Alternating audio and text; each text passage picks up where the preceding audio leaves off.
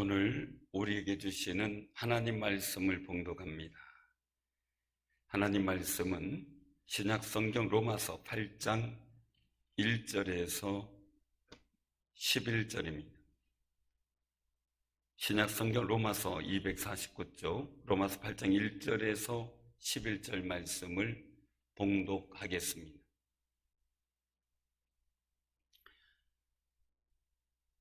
그러므로 이제 그리스도 예수 안에 있는 자에게는 결코 정죄함이 없나니 이는 그리스도 예수 안에 있는 생명의 성령의 법이 죄와 사망의 법에서 너를 해방하였음이라. 율법이 육신으로 말미암아 연약하여 할 수 없는 그것을 하나님은 하시나니 곧 죄로 말미암아 자기 아들을 죄 있는 육신의 모양으로 보내어 육신의 죄를 정하사 육신을 따르지 않고 그 영을 따라 행하는 우리에게 율법의 요구가 이루어지게 하려 하심이니라. 육신을 따르는 자는 육신의 일을, 영을 따르는 자는 영의 일을 생각하나니 육신의 생각은 사망이요 영의 생각은 생명과 평안이니라. 육신의 생각은 하나님과 원수가 되나니 이는 하나님의 법에 굴복하지 아니할 뿐 아니라 할 수도 없음이라. 육신에 있는 자들은 하나님을 기쁘시게 할 수 없느니라. 만일 너희 속에 하나님의 영이 거하시면 너희가 육신에 있지 아니하고 영에 있나니 누구든지 그리스도의 영이 없으면 그리스도의 사람이 아니라. 또 그리스도께서 너희 안에 계시면 몸은 죄로 말미암아 죽은 것이나 영은 의로 말미암아 살아 있는 것이니라. 예수를 죽은 자 가운데 살리신 이의 영이 너희 안에 거하시면 그리스도 예수를 죽은 자 가운데서 살리신 이가 너희 안에 거하시는 그의 영으로 말미암아 너희 죽을 몸도 살리시리라. 아멘. 할렐루야. 하나님의 그 큰 사랑에 늘 푹 빠져 사는 귀한 성도님들 되시기를 바랍니다. 오늘 본문을 통해서 우리가 하나님의 거룩한 뜻도 깨닫고 그 은혜를 우리가 받아야 되는데요. 그러기 위해서 우리 로마서의 중요성을 알아야 합니다. 성경 66권이라고 말씀하죠. 그 중에 로마서는 성경 중에 성경이다. 그리고 로마서 8장은 로마서 중에 로마서다라고 이 신학자들은 평가를 하고 있습니다. 왜 그러냐면 성경책의 기록의 목적이 예수 그리스도를 믿고 그 믿음을 통해 구원 얻게 하시는 하나님의 거룩한 영생의 뜻이 있는 거죠. 이 로마서가 보면 인간의 죄에 대한 것, 그리고 예수 그리스도를 통하여 죄로부터 구원 얻는 원리가 반복적이고 분명하게 말씀하고 있습니다. 그래서 로마서를 성경 중에 성경이다라고 평가를 하는 겁니다. 그래서 로마서 6장에 보면 성화의 삶 중에 죄에 대해서 말씀을 하고 계시고요. 의인은 없다고 선언하죠. 7장은요, 성화의 삶에 대해서 율법의 관계에 대해서 말씀하셔요. 근데 오늘 보면 8장은 이 성화의 삶에서 성령에 관해서, 성령과의 관계에서 말씀을 하고 계시는 것을 보게 됩니다. 그래서 이 7장 마지막 부분에 보면 사도 바울은 고백하기를 오호라 나는 곤고한 사람이로다 라고 고백을 해요. 그러면서 이 사망의 몸에서 누가 나를 건져내랴 하고 탄식하며 갈망하고 있어요. 사실 예수님을 믿고요, 세례를 받고요, 성령 받았기에 죄와 상관이 없는 존재로 살아갈 줄 알았습니다. 믿음 생활 속에서 볼 때 자기의 마음으로는 분명히 선을 행하기를 소원했다는 거예요. 간절했다는 거죠. 근데 그럼에도 불구하고 이 속에서 악을 행하는 그 마음의 일들이 요동치는 이 죄의 본성을 경험하게 되죠. 그래서 사도 바울도 갈등하고 있는 겁니다. 우리도 마찬가지죠. 예수님을 구주로 믿어 영접하고 세례를 받는 순간 과거의 모든 죄는 단번에 사함을 받게 되지요. 그런데 우리가 살아가는 현장에서 마음속에 있는 그 죄를 향하는 본성이 불일 듯 일어나게 되죠. 죄 문제로 인한 내면의 갈등은 믿음으로 살아가는 성도들에게 언제나 느껴질 수 있는 고민되는 부분이에요. 이러한 고민과 갈등에 대한 해답을 이 8장에서 주고 계시는 겁니다.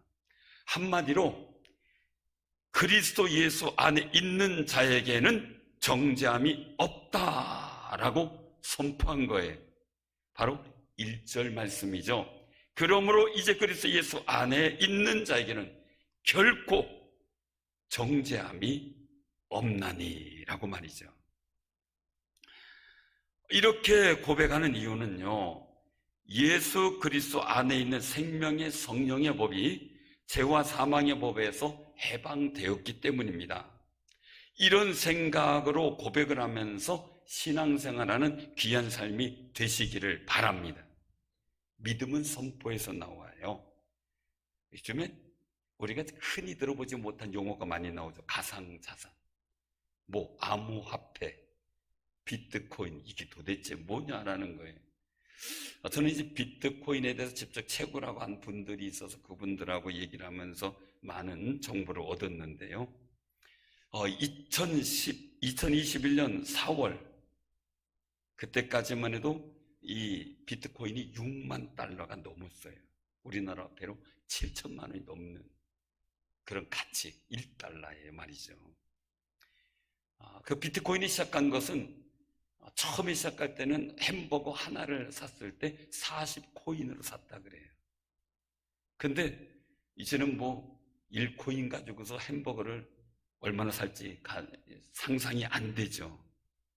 그런데 이것이 1억을 넘을 거다라고 막 사람들이 생각해서 투자를 막 늘린 분들이 있어요. 그런데요, 일론 머스크, 이 테슬라 최고 경영자가 지난 5월 10일 비트코인 채굴이 환경에 미치는 악영향을 지적하면서 돌연 테슬라 차 구매를 이 비트코인으로 하는 결제를 중단하겠다라고 밝혀요. 그런데 그날 비트코인만 20% 가격이 하락이 돼버려요. 전체 가상화폐 시가총액을 보면요, 그 총액에서 3,658억 5천만 달러가 증발해버렸다는 거예요. 그게 이제 미국의 CNBC 방송이 13일 보도를 했는데 그날 발표하고 그 다음날 바로 그런 현상이 생긴 거예요. 우리나라 화폐 가치로 보니까요, 415조 원이 되는, 거의 415조 원이 되는 금액이 증발돼 버린 거예요. 한 사람의 말에 약 415조 원이 증발해 버렸어요. 이건 우리는 생각도 못할 가치이고 계산이죠. 그 숫자도요. 사실 이런 것에 대해서 정말 경악할 수밖에 없죠. 그런데 중요한 게 있어요. 중요한 것은요, 이 테슬라 최고 경영자는 돈이 증발하게 만들었지만요, 우리가 잘못 고백하면 생명이 증발해버려요. 우리가 예수 그리스도 안에서 하는 고백은 우리에게 영생을 얻게 하는 중요한 능력이 있어요. 그러므로 정말 우리가 믿음의 고백을 분명하게 하면서 살아가는 아름다운 삶이 되시기를 바랍니다. 이거 돈 문제가 아니죠. 예수님께서도 우리에게 말의 권세를 말씀하셨어요. 이 마가복음 11장 22절에서 24절에 보면 예수님은요, 하나님을 믿으라. 내가 진실로 너희에게 이르노니 누구든지 이 산 떨어뜨려 들리어 바다에 던져지라 하며 그 말하는 것이 이루어질 줄 믿고 마음이 의심하지 않으면 그대로 되리라. 그러므로 내가 내게 말하노니 무엇이든지 기도하고 구하는 것은 받은 줄로 믿으라.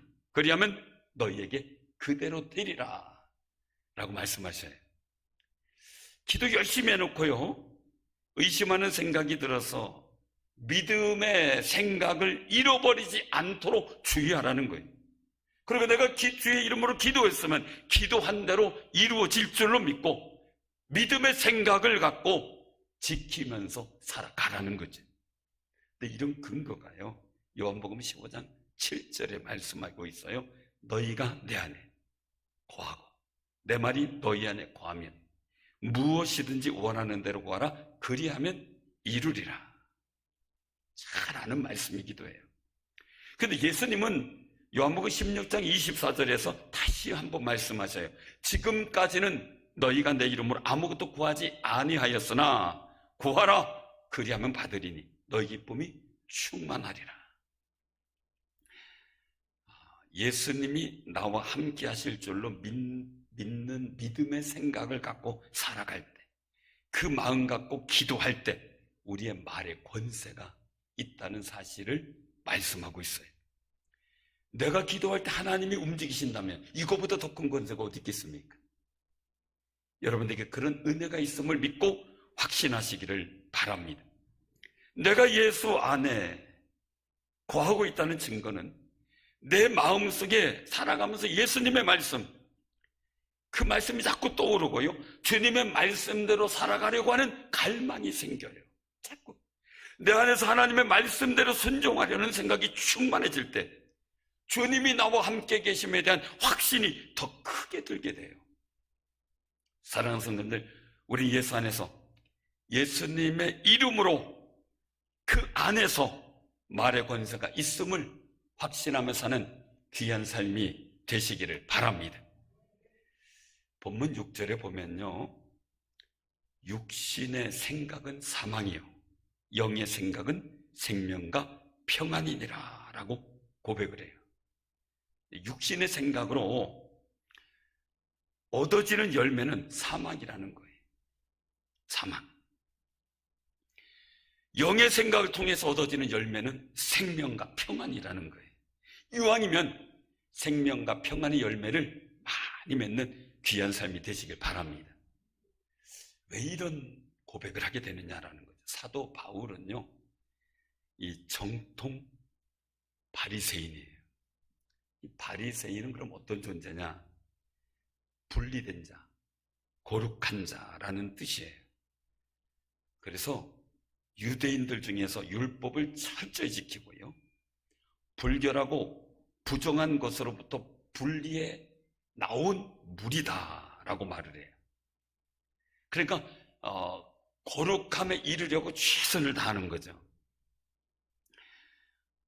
엄격한 율법 준수, 거기에 모범적이에요. 그래서 유대인들에게 큰 신망을 갖고 존경을 받는 그룹들이 바리새인이에요. 회당 조직을 통해서요, 전 유대 사회에 지대한 영향력을 가져요. 율법에 관한 한 정통하기 때문에요.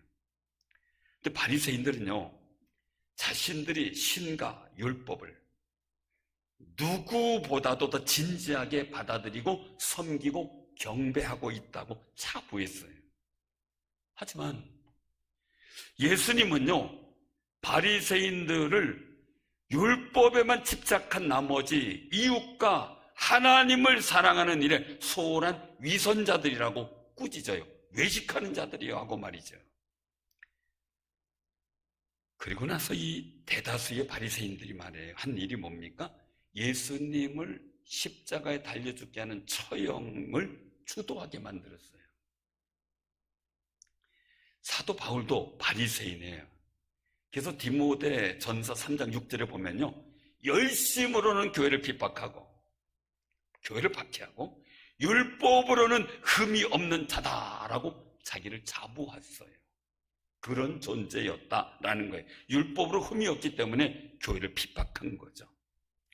디모데전서 1장 13절에서 보면요, 내가 전에는 비방자요 박해자요 폭행자였으나 도리어 긍휼을 입은 것은 내가 믿지 아니할 때에 알지 못하고 행하였음이라 라고 자백을 해요. 사랑하는 성님들, 율법으로 흠이 없었기 때문에 모든 유대인들을 정죄한 거죠. 교회를 정죄한 거죠. 성도들을 정죄한 거죠. 예수님께서는요, 요한복음 5장 39절에 말씀하시는데 그 내용이 이렇게 나와요. 너희가 성경에서 영생을 얻는 줄 생각하고 성경을 연구하거니와 이 성경이 곧 내게 대하여 증언하는 것이니라 라고 선포하세요. 바리새인들이 성경에서 영생을 얻는 줄 알고 연구했지만 주님을 못 봤어요. 육신의 생각으로 바라보니 주님을 깨닫지 못한 거예요. 사랑하는 성도님들, 원래 이단들이 성경에서 영생을 얻는 줄 알고 최선을 다하는데 이만이나 문선명이나 장길자나 다른 사람이 보이는 것은 영생이 없는 거예요. 성경에서 주님을 볼 때 영생을 가진 존재가 되는 줄로 믿으시길 바랍니다. 육신의 생각으로 보니까 주님을 모르고 엉뚱한 쪽에 사람을 바라보게 되는 거죠. 율법을 생각하면서 예수님을 보았던 바리새인들은요, 예수님을 보고 믿지도 못하고요, 예수님을 십자가에 죽이게 하는 일을 한 거예요. 그러니까 육신의 생각은 사망을 낳게 되는 거죠. 율법으로 교회와 성도들을 보니 사도 바울이 비방자요, 박해자요, 폭행자로 행동하게 만드는 거예요. 육신의 생각으로 보니까 말이죠. 우리나라에서도요, 육신의 생각인 사상과 세상적인 관점으로요, 교회를 바라보니 사울처럼 비방자요, 박해자요, 폭행자가 많아졌어요. 이럴 때 우리는 예수님을 영접한 사람으로서 기죽지 마시고 기도의 권세를 행하시고요, 정말 오히려 율법을 생각한 사울이 복음을 전하는 사도 바울로 변한 역사처럼 은혜의 역사가 그들에게 있어지게 해달라고 하나님 앞에 기도하는 아름다운 삶이 되시기를 바랍니다. 어떤 분이 쓴 글이에요. 한번 제가 읽어볼 테니까 한번 잘 들어보세요. 기도문에 작성을 한 건데요. 하늘에 계신 하나님, 우리가 얼마나 거짓에 막말을 했으면 입에 마스크로 틀어 막고 살라고 하십니까? 얼마나 다투고 시기하고 미워했으면 사람과 거리를 두고 살라고 하십니까? 얼마나 손으로 나쁜 짓을 많이 했으면 어딜 가나 손 씻고 소독하라고 하십니까? 얼마나 열 올리고 살았기에 가는 곳마다 온도 체크를 합니까? 얼마나 비밀스럽게 다녔으면 가는 곳마다 연락처를 적어야 합니까? 노여움을 거두시고 자비와 사랑이 넘치는 행복한 세상으로 인도하여 주십시오. 이대로 살다가 뺑 돌겠습니다. 이대로 살다가 욕 나오겠습니다. 참 세상 늘 행복한 일만 있었으면 합니다. 라는 기도예요. 실감이 되십니까? 절대 삥 돌지 마시기 바랍니다. 사랑하는 성도님들, 현재 우리가 살아가는 이 시대를 위해서 기도하는 아름다운 삶이 되시기를 바랍니다. 사도 바울의 관점에서 보면 율법으로 보는 생각, 그것이 육의 생각이었습니다. 인간이 지켜야 하는 육신의 관점에서 예수님을 보면 예수님이 그리스도인 것을 깨달을 수가 없다는 거예요. 그런 자신이 긍휼을 입었다는 거예요. 이거는 큰 은혜라는 거죠. 큰 은혜. 자신이 믿지 아니할 때 알지 못하고 행한 죄가 있는데도 불구하고 정말 자신을 구원하신 그 크신 긍휼에 감사하고 있는 거예요. 사실 우리도 그랬잖아요. 옛날에 여러분들도 비방자 했잖아요. 저도 그랬잖아요. 박해자기도 하고 그랬는데 우리가 긍휼을 입어서 이 자리에 계신 줄로 기뻐하며 감사하시기 바랍니다. 또한 우리 주변에 믿지 않는 가족, 형제, 친구, 이웃들이 가진 육신의 생각으로는 예수님을 보고 믿을 수 없다는 사실이에요. 그들이 예수님을 알지 못하고 육의 생각을 가지고 하기 때문에 하나님의 은혜를 회방하는 일이나 그리스도를 믿는 일을 하지 못하고 있습니다. 사랑하는 성도님들, 그들이 비방자요, 박해요, 폭행자라고 할지라도 지금 세상이 그렇게 돌아가는 일들 속에 그런 역할을 한다는 사람이 있다 할지라도요, 우리가 정말 알지 못하고 하기 때문이다라고 생각하면서 기도해주고 그가 정말 사울이 사도 바울이 된 것처럼 놀라운 변화의 역사가 있도록 우리가 우리 가족, 형제, 친구, 이웃들 이 모든 분들 위해서 기도하는 아름다운 삶이 되시기를 바랍니다. 영적인 생각이 눈에 떠지도록 말이죠. 이 사도 바울도 육신의 생각을 이기고 영의 생각으로 살아가기 위해서 많은 노력과 고민과 결단을 해요. 그래서 빌립보서 3장 7절에서 9절에 보면요, 잘 들어보세요. 그러나 무엇이든지 내게 유익하던 것을 내가 그리스도를 위하여 다 해로 여길 뿐더러 또한 모든 것을 해로 여기면 내 주 그리스도 예수를 아는 지식이 가장 고상하기 때문이라. 내가 그를 위하여 모든 것을 잃어버리고 배설물로 여겼다라고 선언해요. 그 이유가 뭐냐? 이는 그리스도를 얻고 예수 그리스도 안에서 발견되려 합니다라고 자신의 소망을 고백하는 거예요. 사실 사도 바울은요, 사울이었을 때요, 친하고 친구와 이웃이었던 대제사장들, 서기관들, 바리새인들과 원수가 됐어요. 그리고 원수로 여겼던 교회와 성도들과 친하게 되었고, 그리고 하나님 앞에서 온전한 믿음의 사역자가 돼요. 예수 그리스도의 그 은혜를 덧입은 사람 말이죠. 그동안 자신이 가진 의는 율법에서 난 것임을 깨닫게 돼요. 이것이 육신의 생각이었고 그 율법적 생각 가지고는 사망에 이른다는 사실을 결론 얻게 되는 거죠. 왜요? 육신으로 해결할 수 없기 때문에요. 자꾸 한 가지 지키면 또 한 가지 죄가 생각나고, 그러니 죄가 죄를 꼬리를 물고 있는 그에게 얼마나 많은 고통이 있었겠습니까? 그래서 이제는 오직 그리스도를 믿는 믿음으로 생명을 얻게 된 의가 영의 생각임을 알게 된 거예요. 이런 영의 생각이 율법이 아닌 믿음으로 하나님께로부터 난 의다라고 선언하고요, 이 하나님께로부터 난 의가 영생을 준다는 사실을 깨달아 알게 된 거죠. 그러니 바리새인이 가지고 있는 가치관, 그 율법의 생각으로는 자기가 그동안 했던 모든 것이 다 배설물이었다는 거죠. 쓸모가 없는 존재였다는 거예요. 그래서 사도 바울 자신이 예수님 밖에서 예수님 믿기 전에, 예수님을 알기 전에 한 모든 일은 한마디로 쓰레기 같았다 이거죠. 자기 인생 속에 쓰레기만 쌓아놓은 사람이었다는 거예요.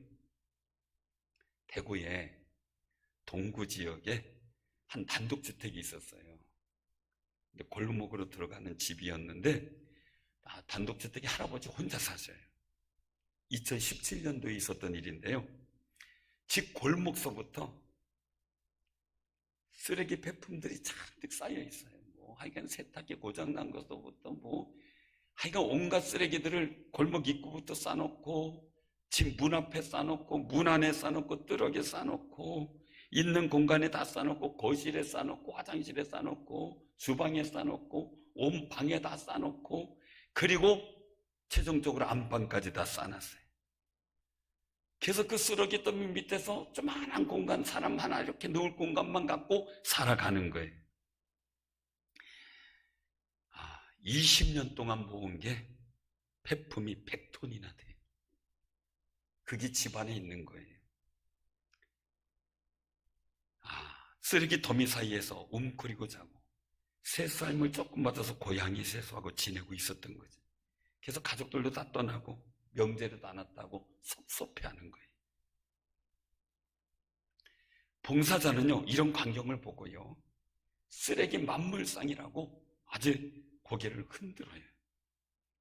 그 할아버지한테 한 분이 얘기를 한 거예요.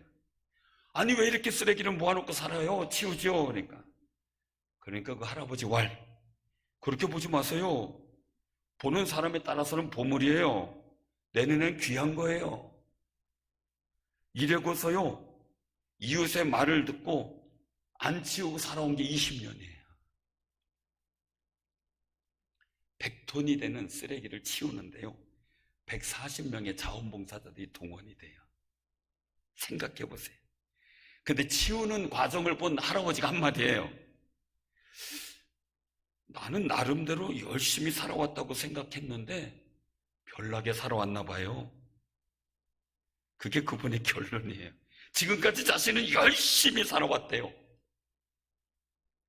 우리가 볼 때는 저 뭐 하는 짓이야 이랬는데요, 자기는 열심히 살아왔대요. 쓰레기를 주워다 집안에 쌓아놓고 그 속에서 온전한 생활도 못하고 냄새나고 쥐도 끓고 벌레도 끓고 있는 그 자리에 살면서요 열심히 살았다고 착각을 해요. 우리 인생도요 쓰레기를 모아두면서 열심히 살고 있다고 착각하는 것은 아닌지 한번 우리 살펴봐야 돼요. 사도 바울은요 영의 생각을 가지게 되니까 깨닫게 된 거예요. 인생에 쌓아둔 쓰레기가 우리에게 있다면요 과감하게 청소해 버리시길 바랍니다. 보는 사람은 쓰레기로 보이는데 내 눈에 보물로 보인다면 이거 큰일이죠. 예수님을 믿고 예배드리는데 불필요한 것은 과감하게 포기하는 용기와 결단이 있기를 바랍니다. 육신의 생각을 버리고요 영의 생각으로 충만해지기를 기도하시기를 바랍니다. 왜냐하면 육신의 생각은요 하나님과 원수가 되는 길로 가기 때문에 그렇습니다. 우리는 영의 생각으로 충만해야 돼요. 우리 본문 3절 4절을 같이 한번 봉독을 하겠습니다. 3절 4절입니다. 율법이 육신으로 말미암아 연약하여 할 수 없는 그것을 하나님은 하시나니 곧 죄로 말미암아 자기 아들을 죄 있는 육신의 모양으로 보내어 육신의 죄를 정하사 육신을 따르지 않고 그 영을 따라 행하는 우리에게 율법의 요구가 이루어지게 하려 하심이니라. 아멘. 이 말씀을 믿으시길 바랍니다. 예수님께서 우리가 율법을 보면서 내가 감당해야 될 저주의 모든 요구를 십자가의 죽으심을 통해서 다 해결하셨다라는 거예요. 해결하셨다. 그 일을 이루기 위해서, 우리를 구원하는 그 일을 이루기 위해서 하나님 아버지는 아들 예수님을 죄 있는 육신의 모양으로 세상에 보내셨다는 겁니다. 이제 예수님의 죽으심은 내가 죽은 거고, 예수님의 부활하심은 그 그리스도의 영 가운데 내가 부활한 것임을 생각하는 관점으로 살아가라는 겁니다. 이런 영의 생각으로 살아갈 때 우리는 보통 사람이 아니구나라는 것을 알게 돼요. 그리스도의 영, 하나님의 영이 구하는 사람은 하나님의 아들입니다. 그리스도 예수께 속한 거룩한 사람들입니다. 부활한 은혜 가운데 동참하고 그 소망을 갖고 살아가는 영생이 있는 거룩한 사람들입니다. 이제 사망은 우리와 관계가 없습니다. 저주도 우리와 관계가 없습니다. 왜요? 하나님께서 예수 그리스도 안에서 우리를 복되다고 하셨기 때문입니다. 예수님이 재림하실 때에 부활은 완성되어 영생을 누리게 됩니다. 우리에게 확신하도록 하시기 위해서 성령께서 이 땅에 강림하신 겁니다. 사도 바울은 이런 확신을 가지게 된 것이요, 그리스도 예수의 영이신 성령께서 우리 안에 거하시고 계신다는 믿음 때문이었어요. 육신의 일과 영의 일을 결론적으로 말하기를, 우리 안에 하나님의 영이 없으면 그리스도의 사람이 아니다라고 선포하죠. 본문 9절의 고백입니다. 하나님의 영과 그리스도의 영은 다 같은 것으로 성령님을 의미합니다. 사랑하는 성도님들, 무엇을 하든지 우리 안에 성령님을 모시고 성령님의 인도하심을 믿고 생각하는, 그리고 그 믿음으로 살아가는 것이 우리의 힘인 줄로 확신하시기를 바랍니다. 육신에 속한 자는요 하나님을 기쁘시게 할 수 없다 그래요. 자꾸 원수되는 미운 일만 한다는 거예요. 하나님이 기뻐하지 아니하시면 성령님께서도 돕지 않으신다는 거예요. 우리가 하는 사역은 하나님의 일이죠. 성령님께서는 하나님의 뜻을 이루어 가셔요. 그래서 우리 속에 감동을 주셔서 주의 일을 감당케 하시는 겁니다. 그래서 성령님의 인도하심에 대한 생각이 없이 행하는 것은요 육신의 생각이 될 확률이 높죠. 요행이 하나님의 말씀과 일치된다 하여도요 하나님의 도우심을 얻지 못하게 된다는 사실이에요. 아무리 큰일을 행하고 선을 베풀었어도요 그래서 예수님의 영의 인도하심이 없이 한 것은 하나님께 인정을 받지 못하는 경우가 되는 거예요. 이게 얼마나 중요한지 몰라요. 왜냐하면 이스라엘 백성과 하나님은요 늘 함께 하셨어요. 구름 기둥으로, 불 기둥으로 역사하셨어요. 이스라엘 민족의 그 광야의 행진은 굉장히 좀 힘들어요. 왜냐하면 우리나라는 조금만 가면 나무가 있고 그늘이 있잖아요. 그건 그늘이 없어요. 구름이 떠 있을 때 그늘이 생겨요. 밤에는, 낮에는 막 영상 40도 이상 올라가는 날씨에다 밤에는 영상 2, 3도로 떨어져요. 진짜 추워요. 그 밤에는 불기둥으로 따뜻하게 해주셨다는 사실이죠. 그런데요, 그렇게 함께 하셨는데 가나안 땅을 정탐하고 정복을 해야 되는데 그 일을 실패해요. 이유는 민수기 14장을 통해서 보면 모세를 통해서 하나님의 말씀을 선포하고요, 가나안 땅을 정탐하라고 정탐꾼들을 보냅니다. 그런데 하나님의 말씀이 가나안 땅 정탐하는 동안에 다 잃어버려요. 그리고 다녀와서는 하나님 원망해요. 모세를 비난해요. 그리고 백성들을 하나님과 모세가 멀어지게 만들었어요.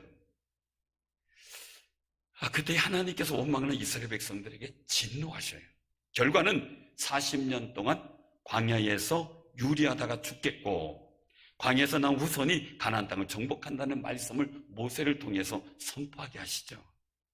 그런데요, 민수기 14장 39절 이후로 보면 우리가 범죄했다고 얘기를 해요. 우리 하나님께서 허락하시는 곳에 우리가 올라가겠다고 우겨대기 시작을 해요. 모세는 여호와께서 너희 중에 계시지 아니하니 올라가지 말라라고 엄히 말려요. 그럼에도 불구하고 가나안 땅에 올라가서 싸웠다가 아주 크게 망하고 말아요. 사랑하는 성도님들, 하나님의 영을 우리와 함께 해준 것은 특권이요, 복이에요. 그 거룩한 은혜가 우리에게 있음을 기억하며 살아가는 아름다운 삶이 되시길 바랍니다. 우리의 예배 자리에 하나님의 영, 그리스도 예수의 영이 함께 하시길 소원하며 살아가는 것, 영의 생각이에요. 그러면 치유와 회복의 역사가 함께 하실 겁니다. 사랑하는 성도님들 자리에도 주의 영이 함께 하시기를 소원하시기를 바랍니다. 사도 바울은 그래서 예수님께서 자신 안에 거하시는 삶을 말하면서요, 몸은 죄로 인해 죽었지만 영은 살아있다고 고백을 했어요. 그래서 예수의 영이 거하는 자가 그래서 예수의 사람이죠. 예수를 죽은 자 가운데 살리신 하나님의 영은 우리의 죽을 몸도 살려주신다라고 고백을 하는 겁니다. 10절 11절에 보면 하나님의 영이 거하는 자는 몸은 죄로 말미암아 죽은 것이어도요, 영은 예수 믿는 그 순간 그 예수님의 의로 말미암아 살아있는 영이라는 거예요. 그러나 주님 재림 시에는 그리스도를 죽은 자 가운데 살리신 하나님의 성령으로 말미암아 우리 죽을 몸도 다시 살리신다라고 보장하고 있어요. 우리는 주의 성령의 은혜로 말미암아 예수 그리스도의 공로로 주님의 부활에 동참하게 된 귀한 존재들이에요. 성령님의 도우심으로 부활의 소망을 생각하는 관점을 가지고 살아가는 것이 영의 생각이에요. 죄로 인한 타락의 결과로 육체는 죽음을 경험하지만 영은 그리스도를 통해 의롭다 인정을 받아 하나님이 주시는 영원한 생명을 누리게 된 거죠. 하나님의 은혜로 우리의 영이 살아난 것을 체험한 성도는 여전히 죄의 몸을 지니고 이 땅에 살지만 부활을 생각하는 관점으로 보게 되면 영생을 얻는 부활의 소망이 생각나게 되고 믿어지게 됩니다. 예수 그리스도께서 부활하신 것처럼 이후 우리 자신도 부활에 신령한 몸을 지니게 될 것을 확신하며 기뻐하시기를 바랍니다. 그래서 성도는 영혼의 관점을 생각하면서 현재를 생각하며 살아가는 겁니다. 그러면 우리와 함께 하시는 성령의 역사와 하나님의 은총이 우리에게 민감하게 반응이 돼요. 부활에 대한 믿음을 가진 생각은 현재의 고난을 이길 수 있을 만큼 하나님의 은총에 대한 갈망하는 마음이 그 모든 고난을 이겨낼 수 있는 힘을 얻게 되는 거죠. 사랑하는 성도님들, 질병의 고통도 이기고 치유되시길 바랍니다. 여러분들 삶의 자리에 성령의 그 거룩한 은혜 가운데 생겨난 영의 생각을 가지고 복음의 은혜를 가지고 부활의 소망을 생각하면서 살아가는 여러분들에게 저주의 현장이 복된 현장이 되고요, 불통한 현장이 형통한 현장이 되는 놀라운 역사가 함께 하시기를 주님의 이름으로 축원합니다.